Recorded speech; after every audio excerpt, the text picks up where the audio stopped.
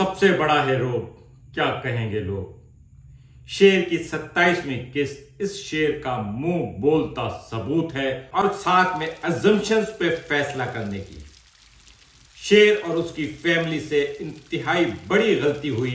उन्होंने यह अज्यूम कर लिया कि अगर फजर उनके साथ आ गई है तो शेर के साथ निकाह के लिए भी राजी हो जाएगी। शेर की 27वीं किस्त पे बात करते हैं।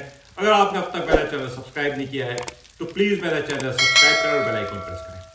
दोस्तों, आज के ड्रामे के 3 हिस्से हैं। पहला हिस्सा, जब काका साहब जो कल एक लफ्ज नहीं बोले थे, मैंने अपने व्लॉग में जिक्र भी किया था कि हैरत अंगेज तौर पे सब बोल रहे थे रिश्ते के बाद, लेकिन काका साहब शौक में थे और अब तक वो शौक में है क्योंकि एक अजीब से दोराहे पर है ना, वो चीज जिसके ऊपर इतनी दुश्मनी थी वो अब उनके कदमों में पड़ी है और उनके पास उस दुश्मनी को खत्म करने की ऑफर है, लेकिन उसके बावजूद वो बिला किसी वजह के इस दुश्मनी को खत्म नहीं कर सकते। दादा शेर का मरा है, बाप बदर जमान का मरा है और दुश्मनी खत्म करने की ऑफर भी वहीं से आ रही है।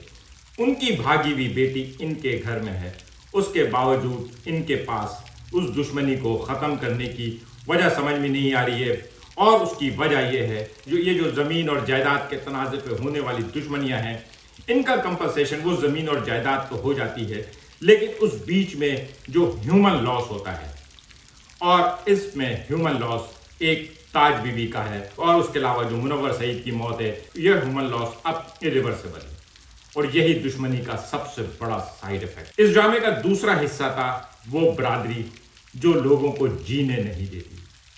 कर रहे हैं शादी फजर की, भाई दे दिया बेटी दुश्मनों को, खुश होना चाहिए कि दुश्मनी खत्म हो गई, नहीं कंसुइयां लेने पहुंच गए कि ये आपने क्या कर दिया। बेटी के बाप से पूछने पहुंच गए कि भाई आपने अपनी बेटी की शादी वहां क्यों कर दी।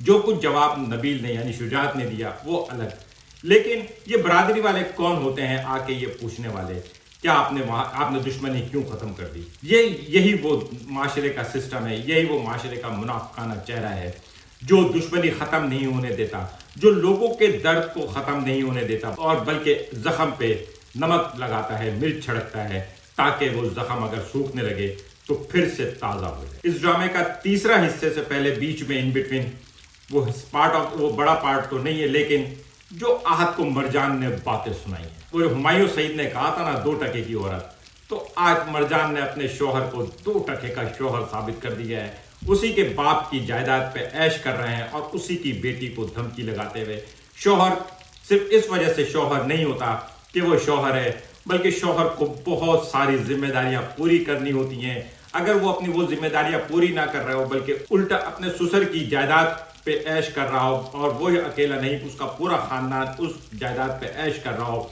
तो फिर आंखें नीची रखनी पड़ती हैं। और मरजान ने बहुत अच्छी तरह से शटअप कॉल दी और ये शटअप कॉल काफ़ी दूर तक जाएगी क्योंकि ये ड्रामे का टर्निंग पॉइंट था बदर जमान, और बदर जमान का जो डाउनफॉल है उस डाउनफॉल का असल जो पॉइंट है वो यहीं से शुरू हुआ है जब शेर की बहनों ने तय कर लिया है कि वो अपने भाई के साथ हैं और अपने भाई के खिलाफ जाने वाले किसी के साथ नहीं है। जिसको उनके साथ खड़ा होना है वो खड़ा हो, नहीं तो वो दफा हो जाए, गेट आउट हो जाए।